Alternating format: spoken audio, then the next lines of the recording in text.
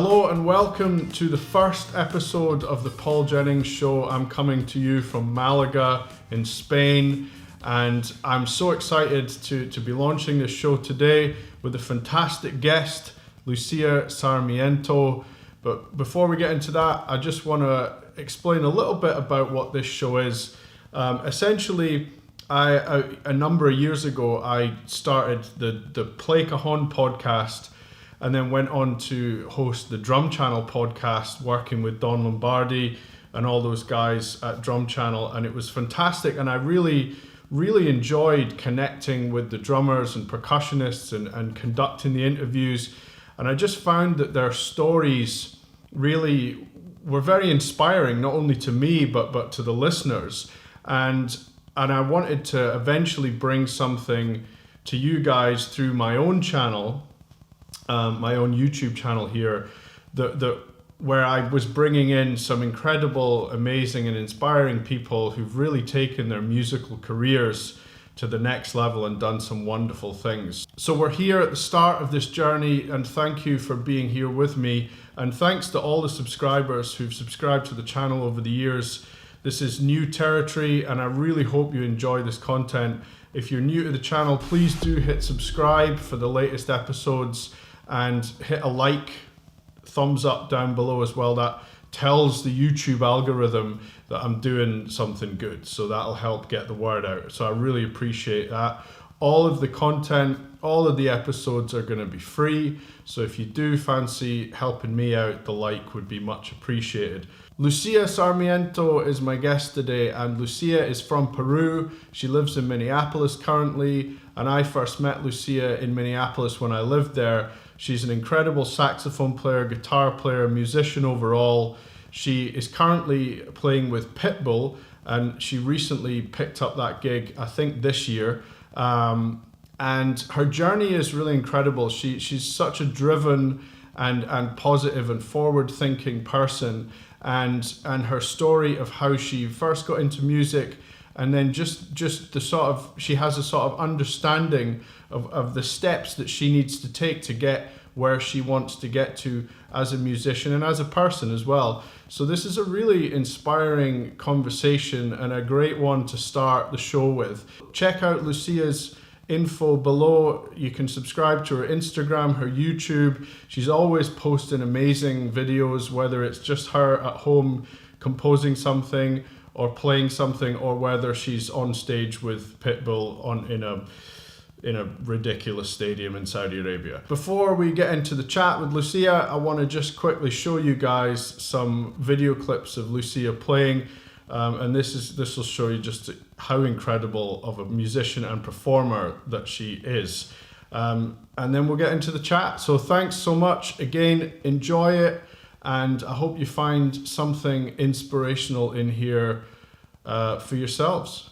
Enjoy.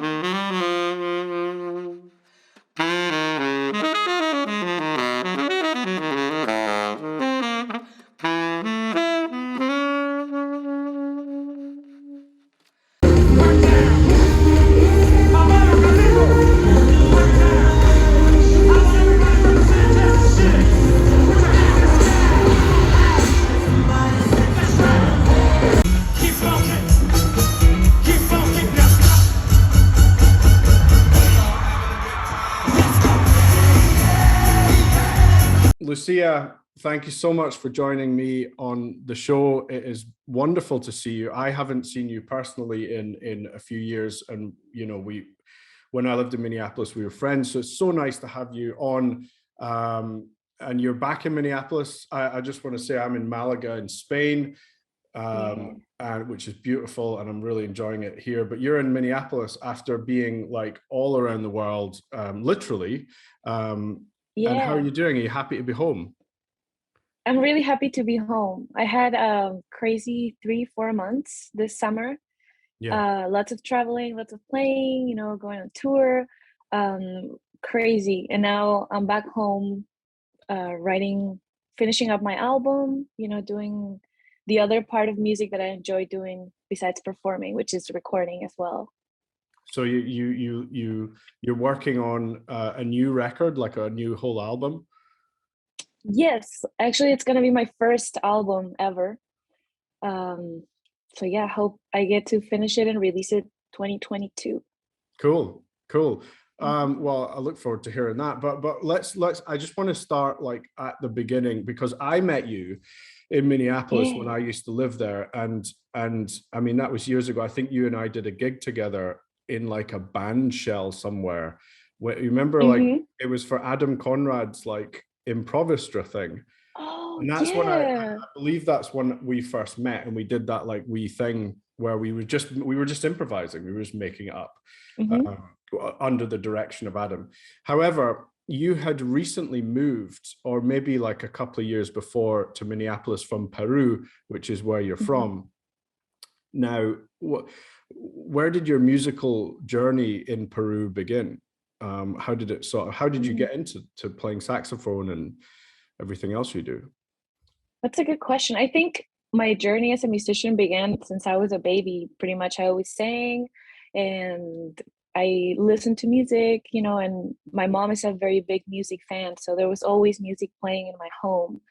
And then when I turned 7, I started taking classical guitar lessons, which to me was fascinating because it was hard and it was new. Um, and later on, it ended up being helpful because now I got the gig with Pitbull playing guitar. But then I remember when I was 12, I started playing the saxophone in band just like any other kid. And I thought, whoa, the saxophone is way cooler. So let's just focus on this. And that's pretty much what I did for the next 15 years. I don't even know how long. Wow. Um, yeah. So you essentially you just found the instrument and you connected with it and you were like, this is me, kind of. Was that the moment? Yeah. I just remember I always wanted to play the flute because I thought it was, you know, cool. But then I saw the saxophone and I heard it and I'm like, whoa, that's like a flute, but way cooler and more badass. So I want to do that. You And can then I make a tried lot it and it more was, noise with a. yeah, it's louder, you know? And as a kid, that's all that matters. So that's kind of how I fell in love with it. And when I knew you when I lived over there, I always saw that you were always very dedicated to your practice, or it certainly seemed that way. Is that always been you've always like, have you always dedicated a lot of time to improving upon your skills as a player? Yeah, you know, I do because well, I wanted to learn the jazz language, right? That's why I moved to the United States from Peru because I'm like, I want to learn how to play jazz, so I better go to where it originated. And to me, jazz was always kind of like a big mystery of, you know, like I heard it, but I couldn't tell what people were doing. So it was kind of like, I need to figure this out. And then, you know, I went to college and I started learning the theory behind it. So it was fascinating and I've always been very curious about how how can I make this very hard thing that I don't understand, you know? So yeah, and also I like to do things well, you know, that's kind of like Yeah. part of my personality. So yeah, I always want to, you know, get better. If you're into something, you want to take it to the maximum that you can. Yeah. And Yeah. that's such a cool thing that you wanted to learn jazz, and you were like, so I just need to go to the United States because that's where it's from. You know Yeah. what, which I think is it's a great um it's like if I wanted if you wanted to learn like Scottish or Irish music, to go to the source, Right. I think gives you so much more of an insight. And it's not necessarily about theory, it's about playing Hmm. and playing with the people within it. So like when you got to Hmm. Minneapolis, playing with American musicians who were playing funk and jazz, etc., it almost Hmm. like seeps into you as a human being. Does that is Totally. that kind of like, I feel like that's what you would get more than learning theory at college, is like that immersion. Totally. Yeah. Yeah, playing with the people because I think well music and so is not just music but like like art and literature and food and everything. It's very tied to like, to like the people. So I feel like, people play like they speak. And to me, the English language has a lot of influence in how people phrase like jazz, for example, like I grew up speaking Spanish, and the way that we speak, hola, ¿cómo estás? Is very different than Muy English, bien, and y kind of like tú? that laid back. Muy Yeah, bien. I'm in Spain, so I know this Yeah, now. no. Sorry, go on out. It's terrible. Yeah. Yeah, so well, my point was that people, like I think music is tied to also the language that people speak, and Yeah. learning how to speak the language also helped me, of course. Yeah, absolutely. That makes sense. So you moved Mhm. to the States and then you're in Minneapolis and I know, it's funny, I look back on my years in Minneapolis. I lived there for 7 years and we know Mhm. we have many friends in common and Yeah. that scene to me what I is so unique, and having traveled around all of the United States pretty much and lived in various places, that there's a sound Mhm. associated with Minneapolis, and there's just a thing that's very unique Mhm. to. Would you say that yourself? Did you find that as well, that there's a very unique sort of funky kind of Minneapolis sound? Yeah, totally. I guess I haven't really like spent much time in other big cities in the US to be able to compare it to, but living here, there's amazing. It's a smaller scene because it's Yeah, not like huge city like New York, right? But there's really good players, very good jazz musicians, very good funk musicians. There's the whole Prince influence, and that of course. like even though he's not here anymore, keeps like kind of like feeding into everybody. It does. It's always going to be present. Yeah. Yeah. Yeah, it's funny Hmm. that because you're so right about that. Like his Prince's sound is just sort of like it's just around. It's almost like an aura around the sound of Minneapolis, I feel. Yeah. Yeah, especially if you go to bunkers, then you can play with his band or Yeah. his musicians. So yeah, it's a great city. What was the name of the band? What the hell was the name of the band you were in with the funk band with Feely and Oh, New Sound yeah, Underground? of course. My God. Yeah, yeah. Yeah. Yeah. So that was Oh God. that's a hot band. Are you guys is it still happening, that band? Obviously you've been busy elsewhere, but Yeah. Well, it kind of like everybody just started doing their own thing. Kevin is touring with Corey Wong right now. I'm yeah. doing my own thing. Everybody kind of like got busy with their own stuff. But that band, man, I think that was like probably like my master's degree in music, You playing with those guys people. Because yeah, I mean, that was a solid group of players, man. Like, yeah, they were obviously. all older than me. Like Kevin was a teacher at my college, and I looked up to them for so long. And like I'm younger, less experienced than them, and I thought it was super cool when they called me to be part of the band, and I was terrified, of course, and because the standard was so high. And well, that's also part of why I always worked very hard in my instrument and my craft, because I had a high, like the bar was set very high for me always, Absolutely.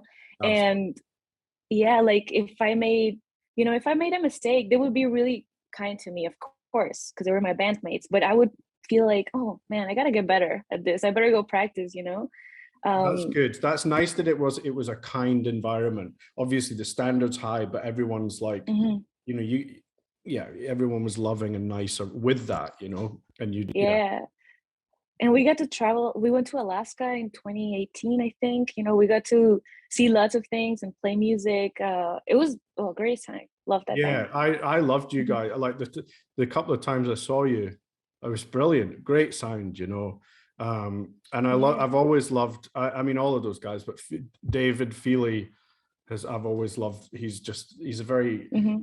wonderful guitarist, but he's just He's a monster. always been a lovely person. I've always liked him as a person. You're great, Mhm. David. If you ever watch this. Uh, okay, so then I, you know, you're now in Pitbull's band. I guess we need to talk about that because that's a pretty big deal. Yeah. I would imagine that's probably the biggest gig of your life, right? Yeah, yeah, And it is. It was so crazy. how did that happen for you? I mean, How did that it makes happen? sense to me because you've worked so hard, but how did that parlay? How did that, yeah. Yeah. So I guess it was at the beginning of this year. I was going through some crazy family stuff, and after the pandemic, hard times Yeah. for everybody, not just for me. And then one day I received a message from a friend who's a saxophone player in New York asking me, "Hey, do you play guitar too? I thought I saw you playing guitar once." And I was like, "Yeah, it's been a long time. I kind of do whatever." And he's like, "Okay, because I have a friend who's looking for a girl who can play saxophone and guitar A for a friend. gig." Yeah, a friend. Yeah. So then I'm like, "Oh, I don't think I can do it. Like, I wouldn't feel comfortable playing guitar in a gig." I was like, "I don't think so, but maybe I can find another girl who can do that. Let me check." And then this friend was like, "No, you don't get it. This person, um, he was talking about the musical director for Pitbull. This person works with very big artists, so you should try it. I But he think he just wasn't wants you giving to you the audition." name. He wasn't telling you who it was for. He was just saying, Yeah. he or she was just saying, Mhm. you need to take this. Yeah, you need to audition for this. So then I was like, oh, big artist, cool, I'll try it. I have nothing to lose. Yeah. So then I got in contact with the musical director, who's his name is Rob Trujillo. He's from Chile, amazing musician, amazing person. And he told me, yeah, we're looking for a girl to join Pitbull's band, for the tour that's coming up in August. And it was July or June around this time. I don't remember anymore. So I went to Peru because I had to take care of some family stuff. And he was like, "We need you to do the guitar videos for tomorrow at noon or something like Like an that." And audition video. yeah, you have to Okay. play guitar. So I was dealing with all this crazy family stuff, like health related. Oh I'm man. sure everybody knows how that goes, just Yeah, craziness. yeah. But I really wanted to do this, so then I got to borrow my cousin's guitar that had been sitting there for years, and I didn't even have an amp, so it was an amp that was kind of like falling apart, but that's You all were I in could Peru have. at this point. Yeah, I didn't have Okay. any of my gear or anything. So then I just sat in the living room and I did the videos, and they turned out pretty decent. I always try to do my best in everything I do, even if the world is falling apart. Well, And I sent them. sometimes that ignites the fuel that you need. Yes, I totally agree. It's like this like fire inside. Yeah. Yeah, yeah. Um, so I sent them, and I was very proud of it. And he told me, "You know what? They like you. Now we need some saxophone videos." So then I came back to Minneapolis home, and thankfully I had some time to make these videos. It was me. I had to play some of the Pitbull songs, and I did them in my living room. Elise helped me out, Right. and um, yeah. So they told me, like, it's all about the show. It's all Yeah. about the performance. So you have to dance. And I love to dance. I grew up in Peru dancing every weekend. So I'm like, hell yeah, I can do this. That's what I love. And and So then did you yeah, have they to ended up kind of calling me. show that in the videos as well, that you were like a performer as well as just a player? Yeah. Yeah. Which to me, I mean, I love dancing and I've studied dancing for years, just as a passion. But as a jazz player, I had never had to dance because you know how it goes. We just Yeah. stand there and play music and make sounds. There wasn't a lot of dancing going on And in News on Underground. Underground. Not Well, much. maybe from you, but maybe not as much from Ryan. Yep. Yeah, so you got the gig, and then I did, how did yeah. it kind of go from there? You must have done a bunch of rehearsing and stuff. What was it like for you? Because essentially, like when you Yeah. go into those, I've been involved a little bit in major like touring and stuff, but not to the Mhm. degree that you have.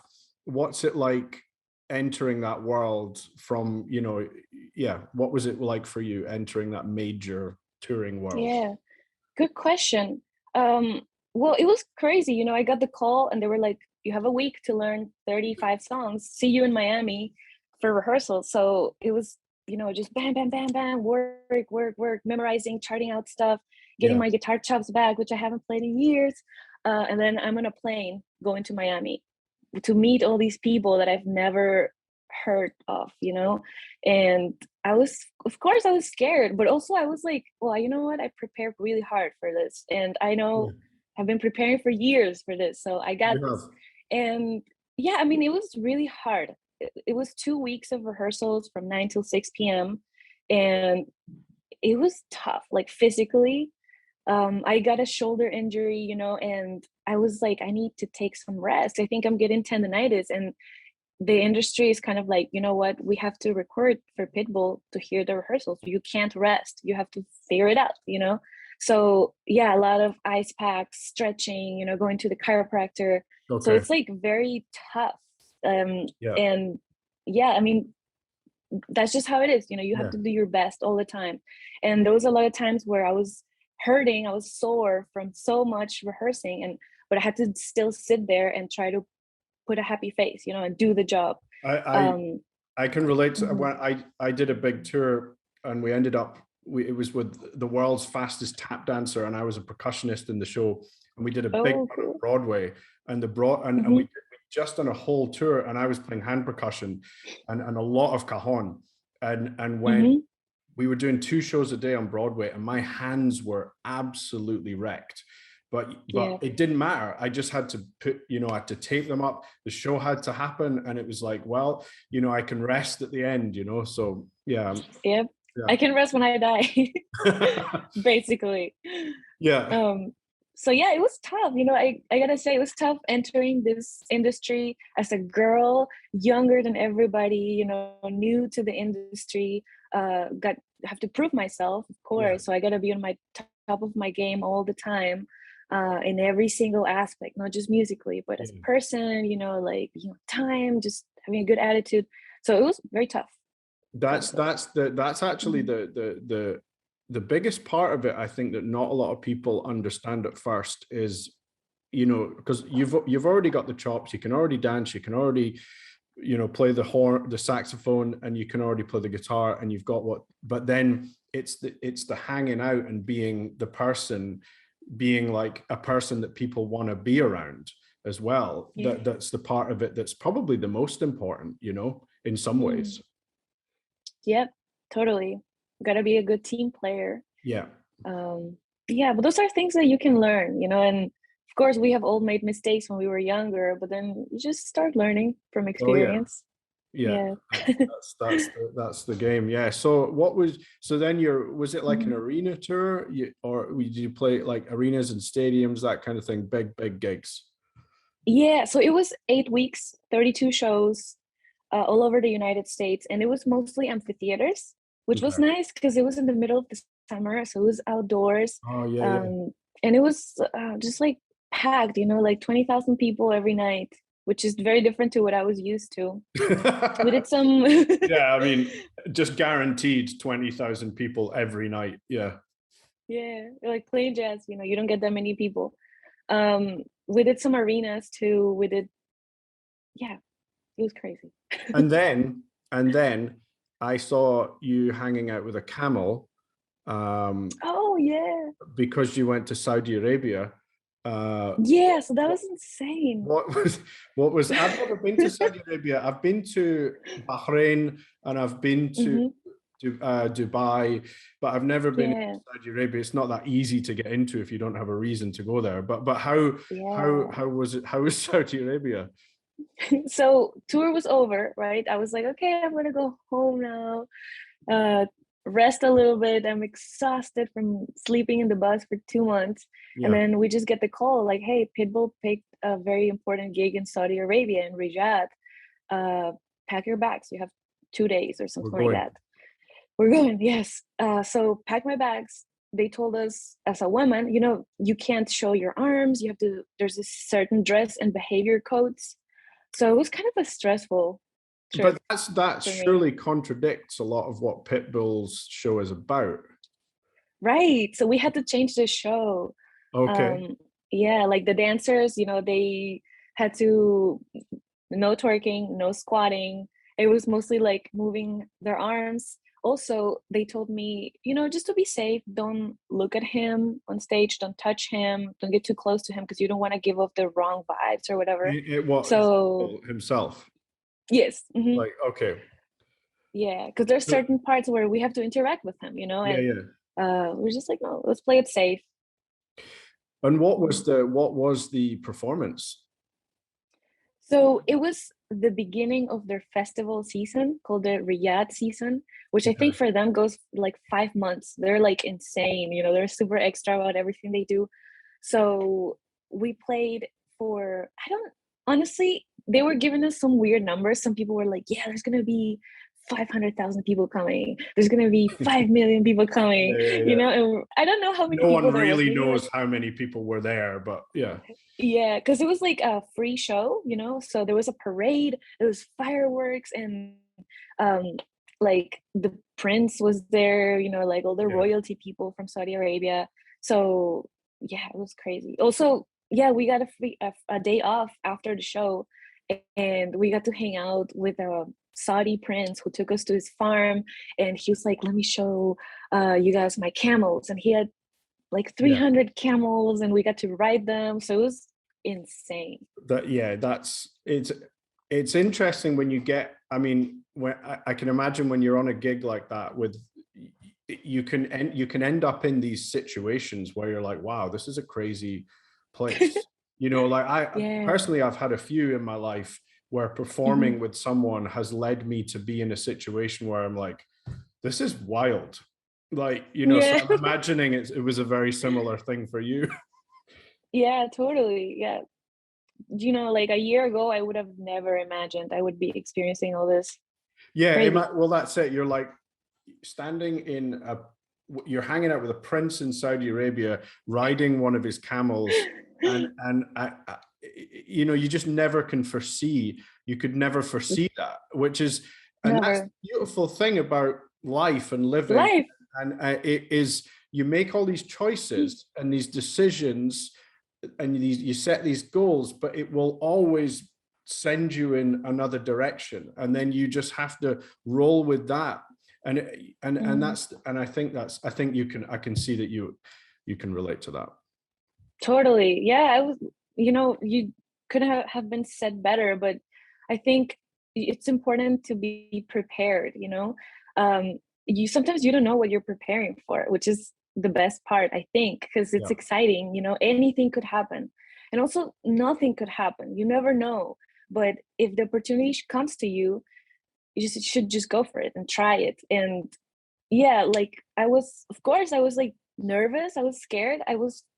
I sent my audition videos, and I was like, well, you know what? Maybe I'm not going to get this gig, but at least I tried it, and it's exciting. And maybe I could get another gig like this at some point in my life. You will. And then it worked out. So yeah, so I think when I was maybe in high school, I hung out with some trumpet player friends. I don't remember, but they had met with Arturo Sandoval, or they went to Arturo Sandoval's masterclass, and he was talking about being prepared all the time, and that kind of always stuck with me, just be prepared for whatever. I was interviewing, I used to run, there's a thing called the Drum Channel, which is this big like internet drum. It was started by the guy that founded DW Drums, and I got to interview all these really cool drummers, and it was cool for me. But I interviewed Sugarfoot Jonathan Moffat, who was Michael Jackson's drummer, and he played with like Madonna and Elton John, etc. And that was his thing. He was just like, I just made sure I was prepared for every single situation, like as prepared as I could possibly be. Because he was like, I saw guys who would be on the gig and they hadn't learned the shit, and then they're gone, and that's and maybe it's not quite as cutthroat as that anymore, because people are a little more compassionate towards each other in the industry, possibly. But yeah, I mean, that's the thing, and then it's, I think that you probably can relate to this as well, but I feel like to get forward in life, it's a combination of taking risk that you can mitigate through learning. So you got to take the risk, but you want to mitigate it as much as possible with what you can learn, with what you have to learn, so you're prepared. Totally. But you have to take the risk. Like you moved to the States, you took that risk, you know, and I think that you, what I can see is you have like a perfect combination of those things. So well done. Thank you. You know what? I'm going to add something to that too, but it's not just about practicing and being prepared in your instrument, but I always make sure that I exercise. I go to the gym. Yeah. First thing in the morning, wake up, same time every day. First thing I do, drink a glass of water, go to the gym for an hour, and then come home, make my bed, take a shower, eat breakfast, and then get to work. You know, so I've struggled with this for years because it's taken me years to get to a point where I have all these habits and being disciplined. You know, I haven't been like this forever.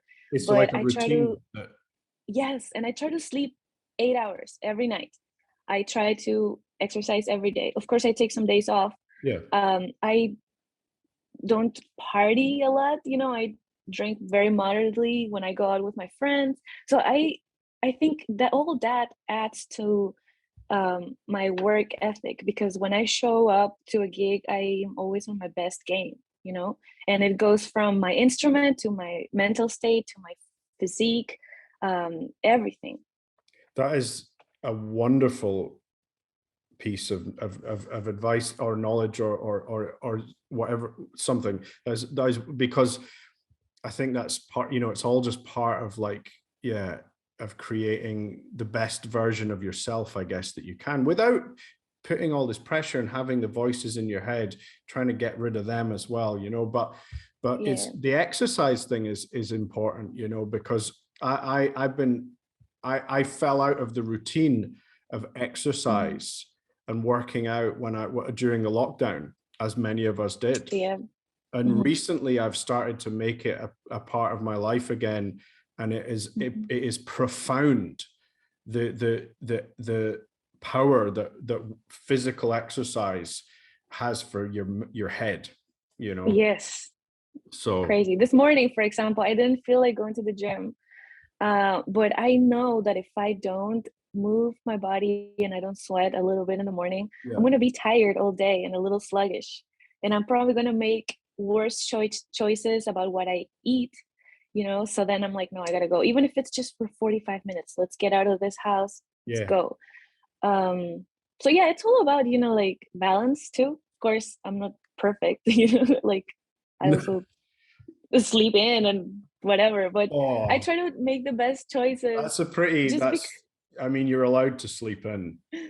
Totally. Yeah, everybody's allowed to sleep in, but I also know how good it feels to be good to my body, you know, so then I don't want to lose that because it feels good. Well, that's absolutely wonderful, because it really does. It is just a whole, you know, it's like you have like, I think you've figured it out. Well done. Thanks. So what's coming? What's in the future? Are you back on the road with Pitbull? You're working on your album. What do you want people to know about you that you're doing? Oh, so yeah, with him, we're basically kind of on call. So we might be going the road soon. I'm not sure. But right now I'm trying to focus a lot on my own self as an artist. You know, that's always been one of my goals. I want to release my own music, and I want to like kind of like figure out what I can do with my creativity and my instrument and all the things that I like to do and all the music that I like to hear, how that's gonna make into my own music, you know. So I'm working on my album right now. I guess it's like a mix of, I don't know, like jazz fusion and kind of like more smooth jazz and R&B, which is the music that I love. Yeah, so stay tuned for When's my that album. Next year, 2022. Next year for sure. Yes, next year for sure. Yeah. Oh man. Well, Lucia, thank you so much. It's so good to see you, and it's so lovely. I know, it's so good to see you too. Yeah, on the show. I'm so happy for you. I'm fucking proud of you. It's great to see. Thank you so much, Paul. It's great to see you just yeah. Well done. Well, Also, you look very refreshed right now. So do I? good job being in Malaga. Yes. Look at you Malaga. tan. Oh yeah, it's coming. It's coming back. You know, I moved back to Scotland with a tan, and I was like fit, and then that kind of like got a bit messed up, and now I'm reclaiming. Do it. Love it. Yeah. All right. You take care, and all the best. Thank you, Paul. Thank you for having me too. Of course.